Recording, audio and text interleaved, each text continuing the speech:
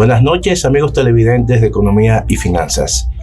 Vamos a tratar esta noche el tema de un pacto fiscal a propósito de unas declaraciones que dio el director general de Impuestos Internos dentro del contexto de una conferencia dictada en la Cámara Americana de Comercio.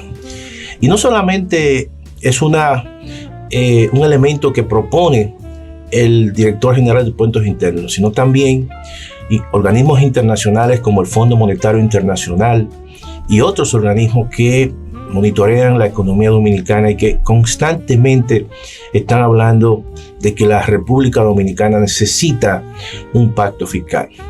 Igualmente, en el comunicado más reciente del Fondo Monetario Internacional, ellos indican que la economía dominicana ha venido creciendo, pero es una economía con grandes riesgos. Y uno de esos riesgos, evidentemente, es la deuda pública y el déficit del sector público. Cuando aumenta el déficit, aumenta la deuda. Y la solución definitiva para la deuda pública en la República Dominicana es un pacto fiscal. Yo creo que eso es un elemento correcto porque además está en la Estrategia Nacional de Desarrollo, que es una ley, y que aún todavía quedan pendientes dos pactos: el pacto eléctrico, que aún no se ha firmado, y el pacto fiscal. Es evidente que el pacto fiscal es mucho más complejo porque implica no solamente transformaciones, imposición de nuevos tributos, ampliación de la base, pero también implica una racionalización del gasto, implica un gasto de mejor calidad, implica tener una estructura del Estado mucho más consona precisamente con los ingresos que recibe el Estado. Y yo creo que eso es lo que hace que este pacto sea mucho más complejo, no solamente porque afecta a los intereses del Estado, sino también que afecta a los intereses del sector privado, pero también en su gran mayoría de los ciudadanos. Y es evidente que el gobierno en estos momentos, todo parece indicar que no va a llamar a un pacto fiscal dentro de un contexto electoral, porque obviamente que en la historia económica de la República Dominicana, cuando se habla de un pacto fiscal o cuando se habla de algún tipo de reforma fiscal, al final lo que se hace es incremento de impuestos, porque se confunde reforma fiscal con reforma tributaria. Una reforma tributaria es lo que en la República Dominicana tradicionalmente se ha hecho. Tú aumentas los impuestos, pero deja inalterado el gasto público.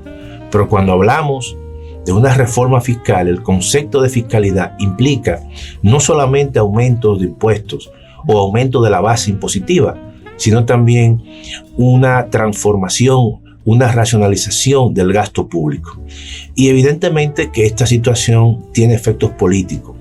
Y dentro de un contexto de un ciclo político electoral, es evidente que los gobiernos no asumen este tipo de reformas porque son impopulares. Por eso es que nosotros entendemos que un posible gobierno, no importa quién gane, necesariamente tendrá que hacer un pacto fiscal, porque las restricciones que tiene son muy grandes en términos de una deuda pública que prácticamente sobrepasa el 53% del PIB.